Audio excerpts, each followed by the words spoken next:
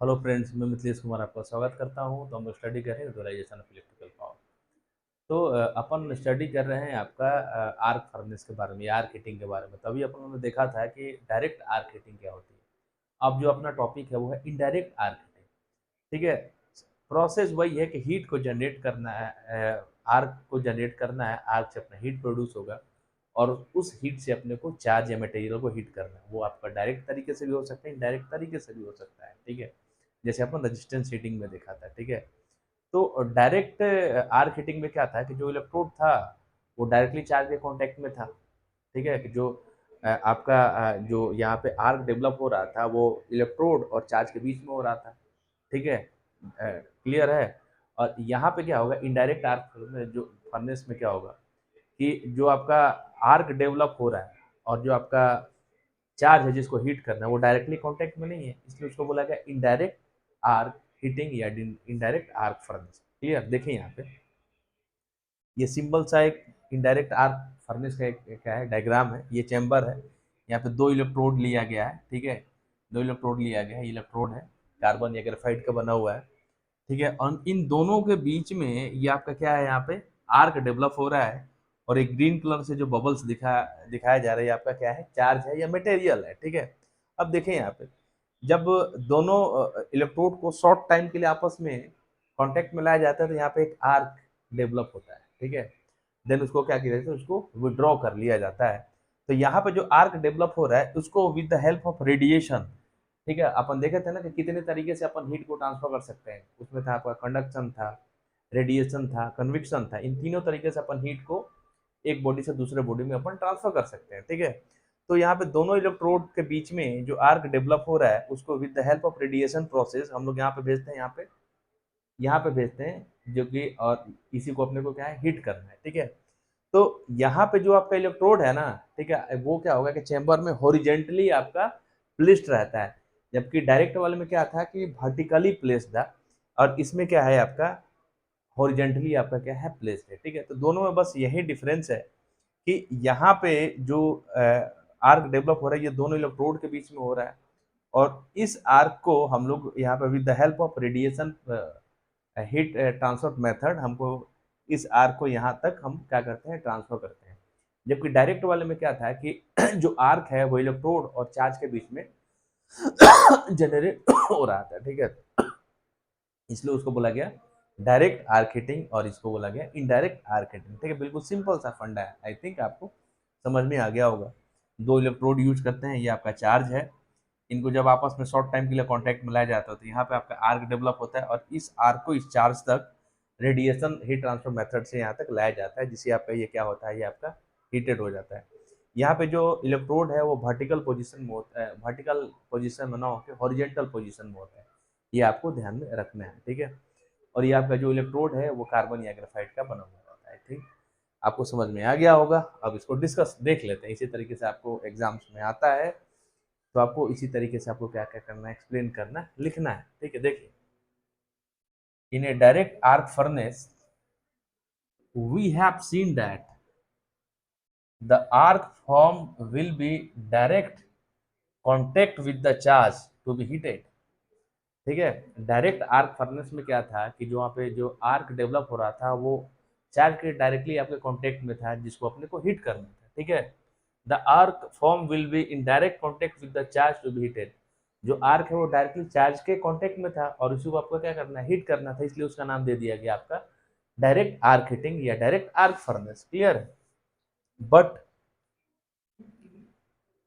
But in an indirect furnace, ठीक है, लेकिन इनडायरेक्ट फर्नेस के अंदर the arc form will B not in direct contact with the charge. ठीक है। तो इनडायरेक्ट आर्क हीटिंग में जो आपका यहाँ पे आर्क डेवलप हो रहा है वो डायरेक्टली इस चार्ज के कांटेक्ट में नहीं है। ठीक है। जो यहाँ पे दोनों इलेक्ट्रोड के बीच में जो आर्क डेवलप हो रहा है वो डायरेक्टली इस चार्ज के कांटेक्ट में नहीं है, इसलिए इसका नाम दे दिया गया इनडायरेक्ट आर्क हीटिंग या इनडायरेक्ट आर्क फर्नेस। क्लियर है। In an indirect furnace, the arc is formed between two electrodes near the charge। ठीक है।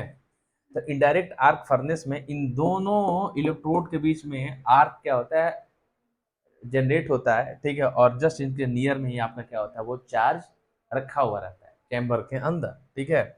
In an indirect furnace the arc is form between two electrodes near the charge, ठीक है, the arc is form between two electrodes के बीच में आपका arc आपका क्या रहा है, बन रहा है नियर द चार्ज, और इसके पास में क्या है, वो आपका चार्ज है, क्लियर है।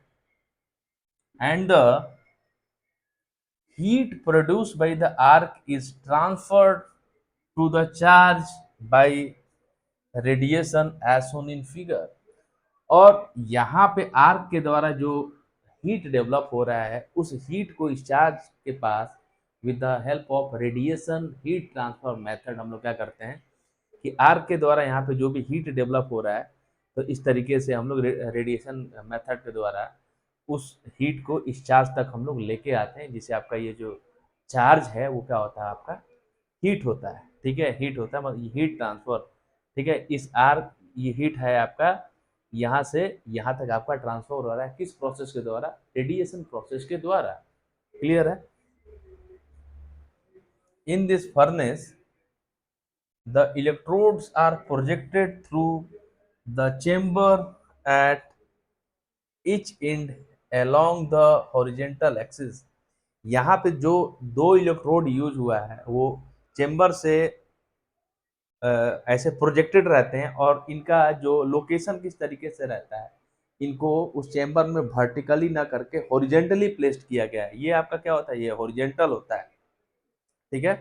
तो इनडायरेक्ट आर्क फर्नेस में जो इलेक्ट्रोड का पोजीशन होता है वो क्या होता है, वो वर्टिकल ना होके हॉरिजेंटल होता है, क्लियर है। The arc is formed by bringing the electrodes in contact for a very short time. अब यहाँ पे जो आर्क है वो किस तरीके से प्रोड्यूस हो रहा है, तो दोनों इलेक्ट्रोड को आपस में शॉर्ट टाइम के लिए आपस में क्या किया जाता है, पास में लाया जाता है, कांटेक्ट में लाया जाता है, तो वहां पे क्या होगा, शॉर्ट सर्किट होगा, और उससे आपका क्या होगा, स्पार्क होगा और आर्क डेवलप होगा, ठीक है। The arc is formed by bringing मतलब पास में लाना, bringing the electrodes in contact for a very short time, ठीक है। तो दोनों इलेक्ट्रोड को काफी शॉर्ट टाइम के लिए आपस में लाया जाता है, जिससे क्या होता है कि वहां पे आर्क डेवलप होता है। And then withdrawing them back, withdraw का मतलब क्या होता है, निकालना, हम लोग बोलते हैं ना कि विड्रॉ कर लिए पैसा, मतलब पैसा निकाल लिए, ठीक है। तो दोनों इलेक्ट्रोड को काफी कम टाइम के लिए आपस में कांटेक्ट में लाया जाता है, और जैसे ही आर्क डेवलप होता है उसको देन फिर से विड्रॉ कर लिया जाता है, उसको हटा लिया जाता है, ठीक है। Since there is no direct contact of the arc with the charge, तो इस पूरे प्रोसेस में हम लोग देख रहे हैं कि इस आर्क का इस चार्ज के साथ डायरेक्टली कोई कांटेक्ट नहीं है। यहाँ पे आर्क डेवलप हुआ, उसकी वजह से हीट प्रोड्यूस हुआ, और उस हीट को इस चार्ज के पास हम लोग रेडिएशन प्रोसेस से भेज रहे हैं। तो अपन देख रहे हैं कि आर्क और चार्ज के बीच में डायरेक्टली कोई कांटेक्ट नहीं है, इसलिए इसको बोला गया indirect arc heating. Temperature obtained in an indirect arc furnace will be lower than that of a direct arc furnace, ठीक है। इनडायरेक्ट आर्क फर्नेस के अंदर जो टेम्परेचर डेवलप होता है वो डायरेक्ट आर्क फर्नेस के कंपेरिजन में कम होता है, मतलब डायरेक्ट आर्क फर्नेस में ज़्यादा टेम्परेचर ऑब्टेन्ड होता है, ठीक है, और इनडायरेक्ट आर्क फर्नेस में टेम्परेचर इनडायरेक्ट आर्क फर्नेस के कंपेरिजन में आपको क्या होता है, वो कम होता है। यहाँ से क्वेश्चन पूछा जा सकता है कि किस में ज़्यादा टेम्परेचर ऑब्टेन होता है, डायरेक्ट आर्क फर्नेस में या इनडायरेक्ट आर्क फर्नेस में। तो डायरेक्ट आर्क फर्नेस में आपका ज़्यादा टेम्परेचर आपका क्या होता है, ऑब्टेन होता है, ठीक है, in comparison to indirect arc furnace.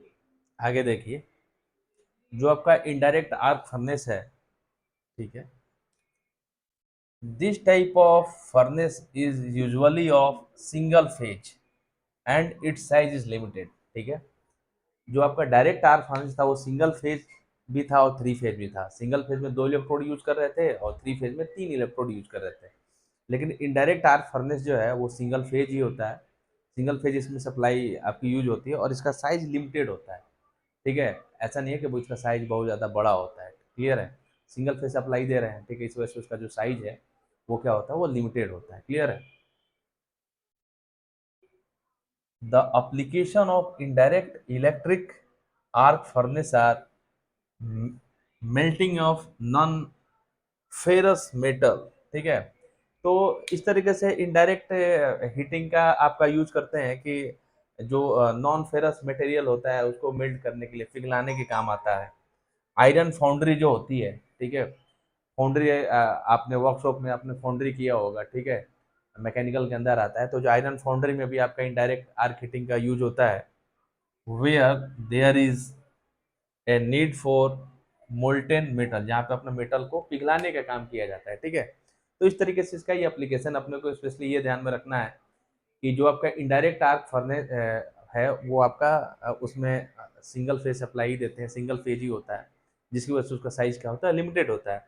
This type furnace is usually of single phase and this size is limited, और देन उसकी वजह से उसका साइज क्या होता है, आपका लिमिटेड होता है। ठीक है, तो ये है आपका इनडायरेक्ट आर्क फर्नेस, और यहाँ पे जो आपका आर्क फर्नेस आर्क हीटिंग है वो फिनिश होता है। नेक्स्ट वीडियो में अपन मिलेंगे नए हीटिंग वाले टॉपिक के साथ में, तब तक के लिए थैंक यू।